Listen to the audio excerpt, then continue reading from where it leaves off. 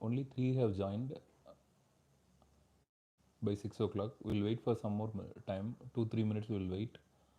Uh, so first is we are going to deal with the study designs. Study designs, you need to identify the study design by the algorithm. The algorithm is very important. So first algorithm, in that algorithm, first question is you need to ask yourself whether you are going to give any intervention or any do any experiment in your study. In that case, if yes, in that case it is going to be an experimental study. If not, then it is going to be an observational study. So this is a broad classification of the study design, that is observational and experimental. Under experimental, if you are allotting the intervention to the study and control group based on a randomization technique, then that is called as randomized control trial. If not, then it will be a non-randomized trial. So that is the algorithm. I hope hopefully there are two algorithms given in this BCBR course, that is given in our BCBR part 1 video. So the two algorithms. So basically it divides into observational and experimental. Under experimental, if randomization is given, randomized control trial, otherwise it is a non-randomized control trial. Then we have under observational study, we have to ask whether we have a comparison group or not. If we have a comparison group, then that is a analytical study. If we don't have a comparison group, then that is a descriptive study. So in descriptive study, we study time, place, and person. All this case report, case series comes under this descriptive study category only. Case reports all comes under descriptive study. Under analytical study, we have 3 categories based on your exposure and outcome. So that is, if the exposure and outcome are studied at the same time, then it is called as cross-sectional study. And if the exposure is exposed and non-exposed are followed up for the appearance of the outcome or the disease, which means the exposure is here, the risk factors, the presence of the risk factor and absence of the risk factors are followed up in that population. If you look for the outcome or the appearance of the disease, then that is called as a cohort study. The reverse is the case control study. Cohort study is otherwise called as prospective study or forward looking study or cohort study. Case control study is retrospective study or backward looking study, where we start from the case, as the name indicates, case control study. So we start from the case and control and we look back for the exposure and the exposed and the non-exposed.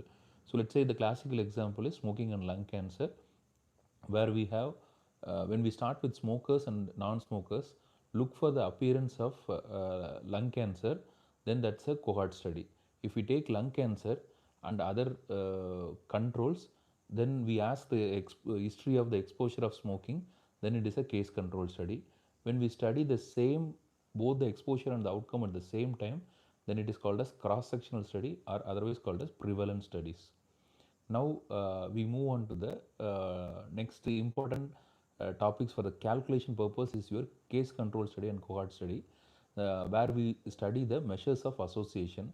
The measures of association for case control study is odds ratio. That is very, very important, odds ratio. So before going into the case control study and cohort study calculations, we need to be clear about the 2 bar 2 table construction. The construction of the 2 bar 2 table, that is otherwise called as contingency table, is important. So in my video, I have mentioned about the 3 rules. That is, the number 1 rule is always outcome will be in the top. That is, outcome will be in the top. Then that is on the column side, outcome will be present. On the row side, you have the exposure or the risk factor. Then we have the second rule is always positive should be first, then negative. Positive should be first here and negative. So that is the second rule. Then we have to put it up A, B, C, D, not the vertical A, B, C, D. It should not be like that. So A, B, C, D, like that you have to put up. So that is the basic rule for the 3 rules for the uh, construction of the 2 bar 2 table or contingency table. After constructing the table, in case control study, we have odds ratio that is given by AD by BC, that is after death divided by before Christ. So AD by BC. So after getting that odds ratio, you need to interpret that odds ratio results. So odds ratio result means if it is equal to 1, there is no relationship between the exposure and the outcome. There is no relationship between the risk factor and the disease. If it is equal to 1. On the other hand, if it is greater than 1, then the presence of the risk factor increases the chance of the disease. On the other hand, if the odds ratio is less than 1, the presence of the risk factor will reduce the chance of the disease. So, which means when the odds ratio is less than 1, it's a negative risk factor or protective risk factor. So, that is the odds ratio. The same interpretation holds for relative risk also. The corresponding measure for odds ratio in cohort study is relative risk. So, odds ratio is calculated from exposure rates. Meantime, whoever is participating, if you have any doubts or questions, you can put up in the chat box so I can explain.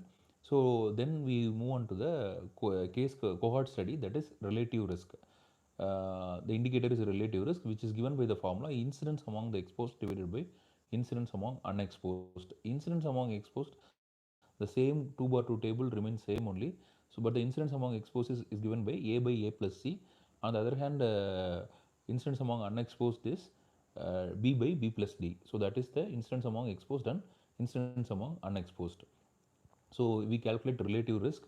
The interpretation is similar to the odds ratio. Then we have attributable risk and population attributable risk. Those are the two indicators. Again, we have a formula which is described in the part 3 video. So you can see that. So that is the attributable risk, which is given by the formula incidence among the exposed minus incidence among unexposed divided by incidence among exposed. The divided by unexposed will be replaced by incidence among population in population attributable risk. So basically what it interprets is attributable risk means out of the total lung cancer cases, how many are due to smoking, that is called as attributable risk. And how many of the lung cancer cases can be prevented by removing the smoking from the community is called as population attributable risk. But the formula you need to put up, and attribute the percentages also you need to calculate. The next important topic is the measures of central tendency and the measures of dispersion. So we have a set of numbers. Let's say we have marks of students, group of students. So in that we usually ask what is the average mark. So that average is nothing but your arithmetic mean, or otherwise called as simply mean, we can call it as. So that is the mean. Then we have your what is that median is a central value or the middle value. For that you need to arrange the values, all the given values in order. Then after arranging the values in the order, then you need to pick up the middle value, that is the central value. If it is an odd number, let's say it's a 15, 25 means, then you can add 1 to it and divide it by 2, you will get the middle value. But if it is 10 or 20, totally 10 samples are present, 20 samples are present means, then you need to take the mean of the two middle values. So let's say if it is 10 means, you need to take 5 and 6, mean of 5 and 6 values. Same way for 20 means, you need to take 10th and 11th value average, you need to put it up as median. Mode is again the most repeated value is called as mode. So when you arrange all the numbers in order, you will identify the most repeated number in that sample. So that is called as the mode. So this is the indication of the central tendency, which means what among the given sample or the given marks of the students, which is the commonly appearing or the central tendency is the phenomenon where every variable has a commonness in the mostly in the center. So that is called as measures of central tendency. We have other thing called as measures of dispersion or the measures of deviation. So we studied in the measures of central tendency how the values are clubbed in the middle, that is represented in mean, median and mode. So how the values are dispersed away from the mean or the median or the mode is called as the measures of dispersion. The two commonly used measures of dispersion is the range and standard deviation.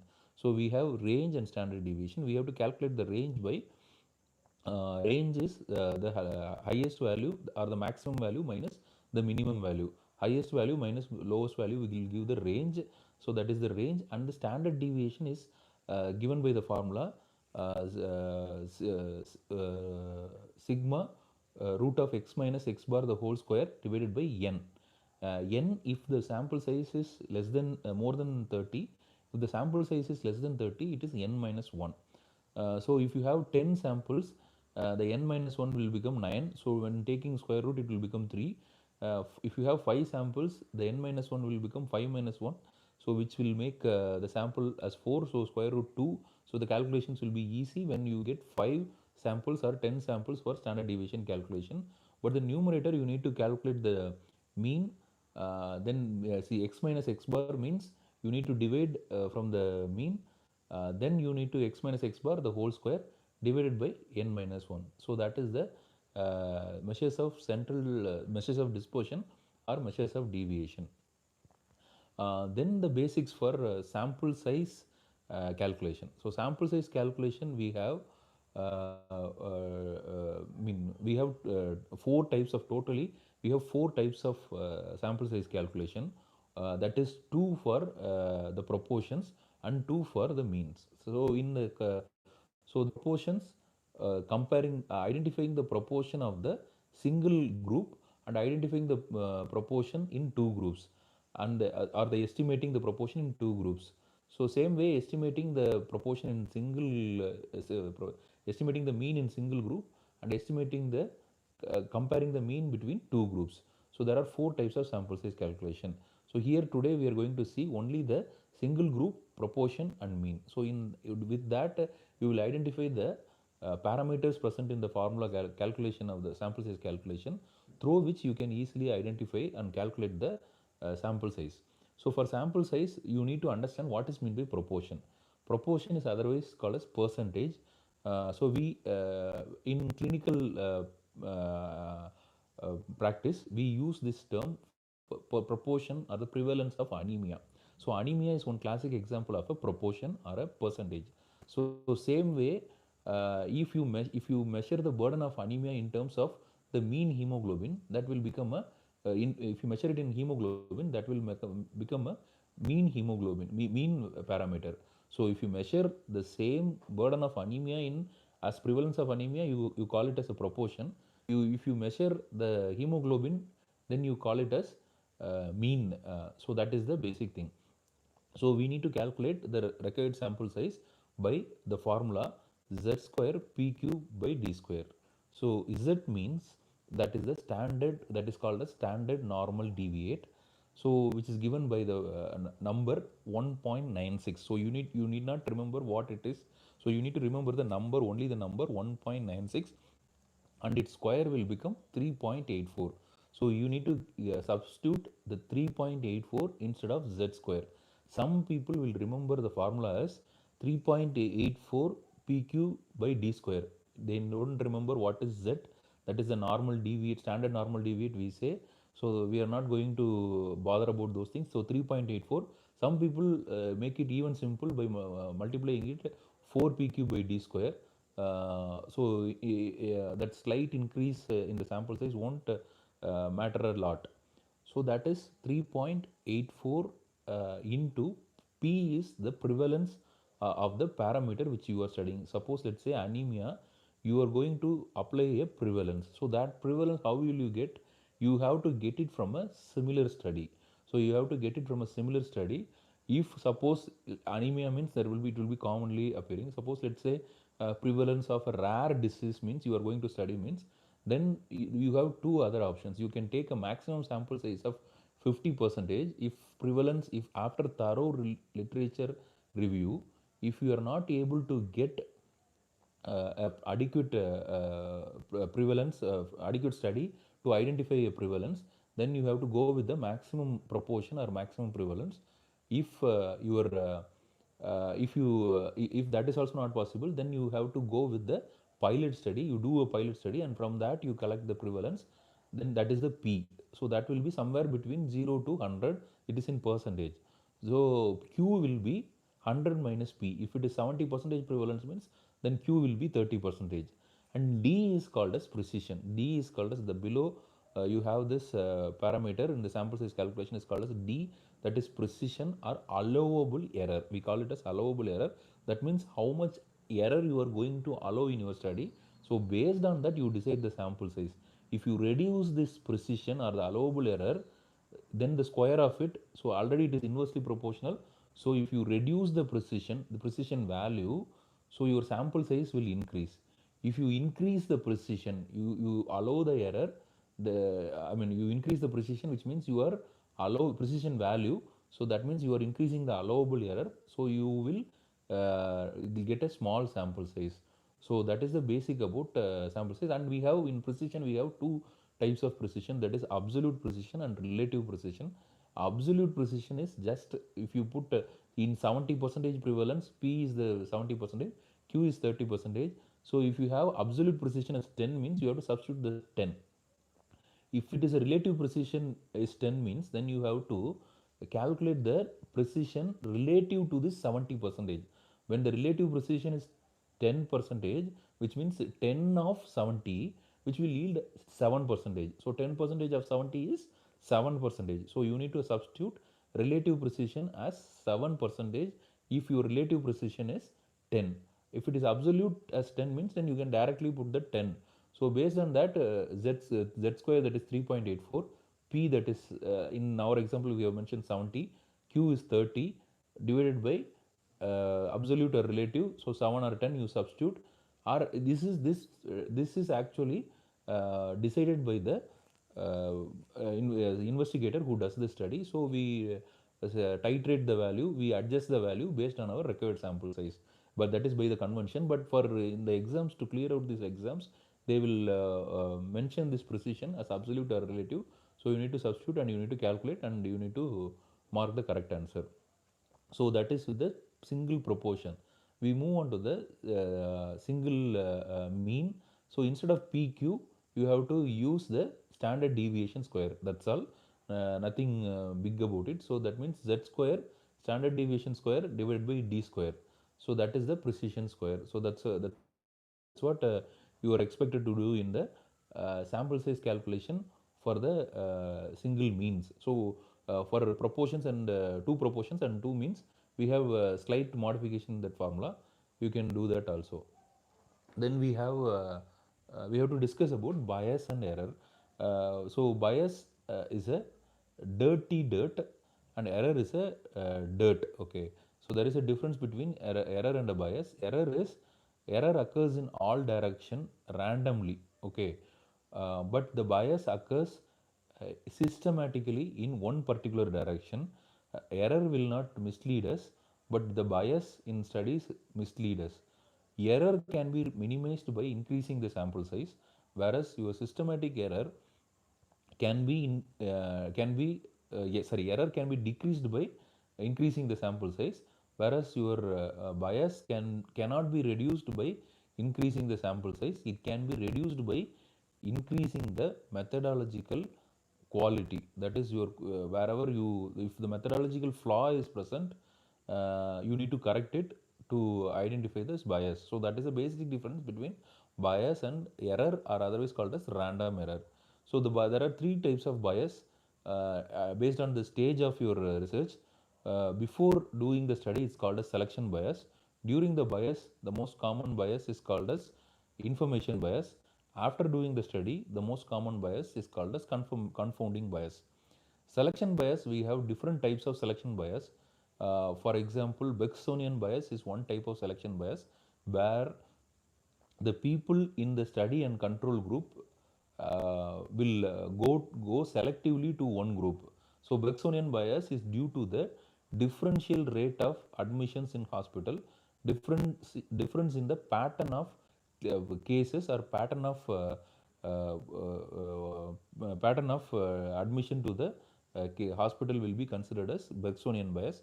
Then we have information bias. There are various types of information bias, interviewer bias, social desirability bias. All this comes under information bias, that is due to the defect in the collecting the methodology.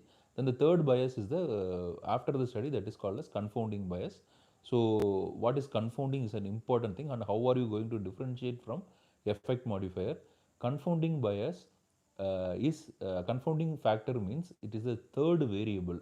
I will tell you with the example, but before that I will describe, then I will give you the example, then I will use the description again. Confounding variable is the third variable which is related to the exposure and outcome, and it is distributed unequally among the study and control groups. So this is the proper definition for a confounding bias. So let me explain how it is. So you are studying the esophageal cancer between smokers. So smoking and smokers and non-smokers are you are studying between smoking and esophageal cancer. You and there is one more variable called as the alcoholism, which is related to the directly to the esophageal cancer, that is outcome, and also the smoking. And this, because these alcoholics are unequally distributed among the smokers and non-smokers, you are getting the results for the esophageal cancer. So that is the main thing about that is the factor. So let me tell you again. So the third variable, that is the alcoholism, which is related to both the exposure and the outcome, that is smoking and esophageal cancer, and it is distributed unequally among the study and control group, that is smokers and non-smokers, and because of that result will come. So how to correct this confounding? So before the study we have to do the matching, and during the study we have to do the during the study we need to do the stratification of analysis. Then after that you can do regression also. So in stratification, so you need to do the subgroup analysis. So if you are studying the smoking and the relationship between smoking and esophageal cancer among the alcoholics and not among the alcoholics, if it is a confounding variable, then the relationship between smoking and the esophageal cancer will disappear. But if it is an effect modifier, the association which was already found out will increase more. The strength of association will increase in stratified analysis. So that is called as what is that effect modifier. So that is the effect modifier. Then we move on to the next topic, that is the principles of ethics. We have four cardinal principles of ethics, that is autonomy, beneficence, non-maleficence, and justice. Autonomy means it is the right of the individual. Each and every individual has to can have to take the treatment diagnosis in part of the treatment or the research, and they have to participate voluntarily in the research. So that's why we need consent also. So that is the autonomy. Then we have beneficence. So they need to get any sort of some sort of goodness out of your research or your clinical practice. So that is the beneficence. And non-maleficence, which means do no harm, that you should not do any harm. So that is the third principle. Sometimes Hippocrates say non-maleficence as do no harm prime as a prime that is primum non nocirum, they say. So that is first, do no harm. So that is the third ethical principle I am mentioning here. Then the last and fourth ethical principle is the justice. So which means what is the right to the situation. Right of the individual is called as autonomy. The right or the fairness to the person is called as justice. Okay, so these are the four principles. Then we have the how we have in case control study, we have a diagnostic test. So all the pathology, microbiology, pathology, microbiology, radiology, the departments which are concerned with investigations. So those investigative departments are diagnosis concerned with the diagnosis of diseases. So they need to understand this topic properly. They need to understand what is a new diagnostic test, what is the sensitivity, what is specificity, what are predictive values, and what is the likelihood ratio. So all these things they should know. So first is the screening. You have to construct the 2/2 table correctly. So we have three rules for this.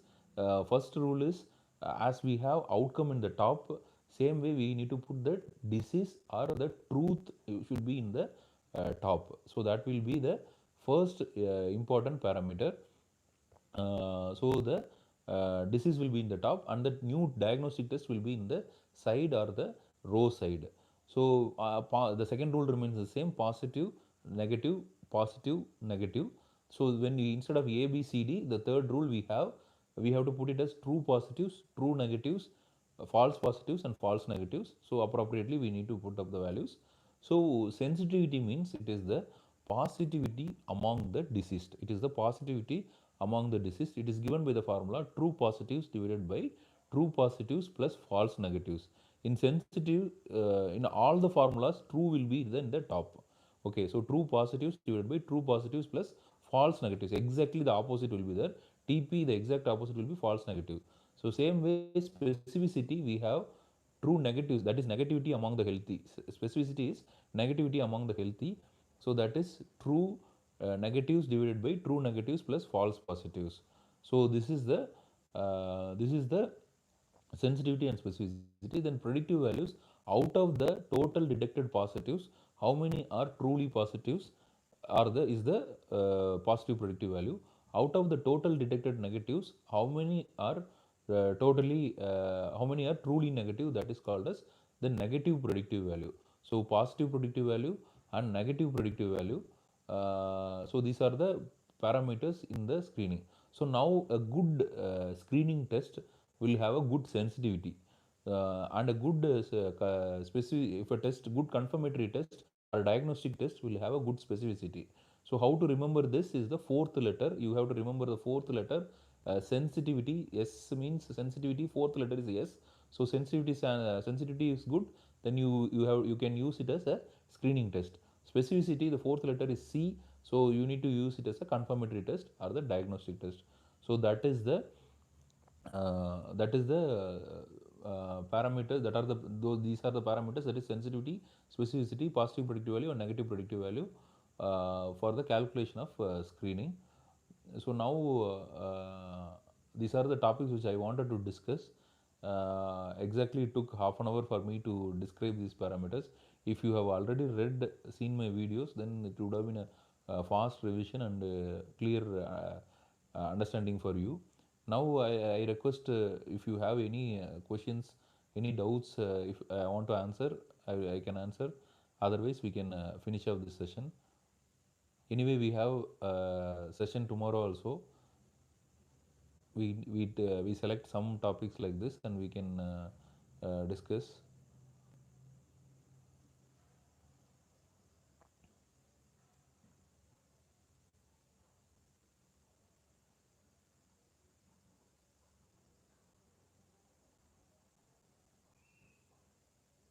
Okay, currently there are 5 people. Whoever is watching, if you have any doubts, you can post. If you are not clear about any topic in BCBR course, you can post. I'll try to answer. Okay, the one more thing about BCBR is there is no negative marks, so you need no need to worry about your negative marks. So you have to attend all the questions. So that is very important. If you don't have any doubts, I think we can finish up the session.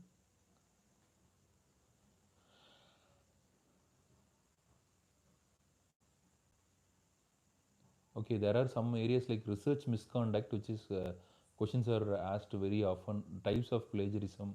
You need to understand about types of plagiarism. What is plagiarism? The plagiarism is the word derived from plagiarize, that is to kidnap, means kidnap in Latin. So you are kidnapping somebody's ideas, somebody's words, somebody's knowledge, and reproduce in your results without giving a proper credit is called as plagiarism. So that is plagiarism. Then we have falsification, fabrication. Falsification is fabrication is without doing any study. You create a new data, that is called as fabrication. Falsification means for intended results, you change the values you to get the significant p value. you will identify this. You falsify the results, so that is called as falsification. All this comes under research misconduct. So, and also you need to understand what is mean by what are the types of errors. The types of errors, the mnemonic is ART we used to keep. So alpha error, we have two errors, two types of errors: type 1 error or alpha error, type 2 error or beta error. Type 1 error or alpha error, you can remember by the mnemonic ART, that is antiretroviral therapy. You can remember that is rejecting the null hypothesis. We always deal with null hypothesis. We don't deal with research or alternate hypothesis. We always deal with null hypothesis. So null alpha all ART means A means alpha. Alpha error is rejecting null hypothesis when it is actually true. When it is actually true, that is called as alpha error. And beta error is the reverse. So beta error is accepting the null hypothesis when it is actually false. Okay, so that is the alpha error and beta error. And this, the probability of committing the alpha error in any study is called as p value. I remember these types of errors. When we mentioned about p value, many people want a significant p value, but they will not know what is p value. So for that, this is the answer. So what is p value? It is the probability of committing an alpha error is called as p value. The probability of committing alpha error, or otherwise you can say the probability of rejecting the null hypothesis when it is actually true. So that is called as p value. So as we say, probability means it varies between 0 to 1. So as we say, it should be significant means we conventionally keep a level of 0.05, which means it is almost equal to 0. So that is that will be the significant p value. So almost equal to 0. So the probability of you committing the alpha error is going to be 0. So you falsely rejecting the null hypothesis, the chance of you falsely rejecting the null hypothesis is less. So you can rightly reject the null hypothesis. So in any test of association, we actually frame the null hypothesis and alternate hypothesis. So based on that only we get this p value. Okay, so we try to disprove the null hypothesis or fail to disprove the null hypothesis. There are two situations. So that is the p value, and the beta error is the power of the study. So that is the inverse of this beta error is given by is called as the power of the study. So that is the alpha error and alpha error and beta error, type 1 error or type 2 error. So these are some of the key topics in BCBR course which I could brush you in the last minute. So if you have any topics, please post your comments. Or I will do one thing. If you are hesitant to post your comments now, what I would say is we have time tomorrow also. We are going to meet at 6 o'clock again. We have a short revision session on our topic. So before that, if you have any topic, any doubts or questions, please post it in the videos. So I will get hold of it. I'll try to explain those videos in this live stream session. Thanks for watching. I think not many have turned up, but I would sincerely thank the four who have joined. Right now, four or some more than that have watched and left the video. But whoever has joined, I thank all of you for your support. Thanks for watching. So we will see you tomorrow. The same time 6 o'clock. We will again get back with some questions and topics and doubts. Thanks for watching.